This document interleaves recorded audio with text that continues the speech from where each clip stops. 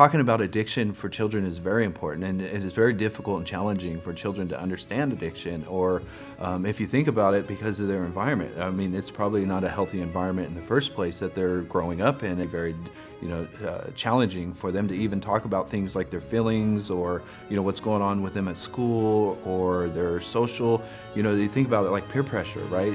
And everybody wants to, I don't know about you, but when I was a kid, like, we wanted to just fit in. We wanted to just belong. We wanted to just be part of.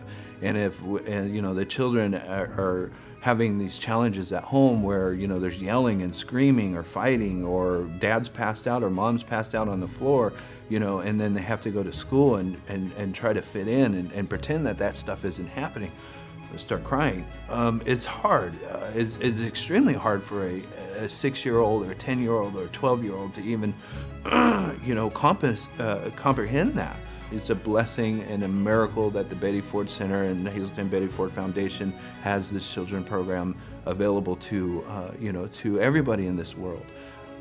But children pick up and are so in tune and smart with addiction. It's like, think about it. Your brain is a sponge growing up, and you're taking all this sensory in, and it's like, if you feed the tiger or you feed the dog the bad food, it's going to be unhealthy. If you feed the plant unhealthy food, it's going to grow and it's going to get diseases and so on and so forth. And our little children in this world are getting fed by what we're feeding them. And what we're feeding them in recovery is, positive stuff and healthy stuff. And the Hazelton Betty Ford Center also feeds that to our children. And the children's program developed a safe and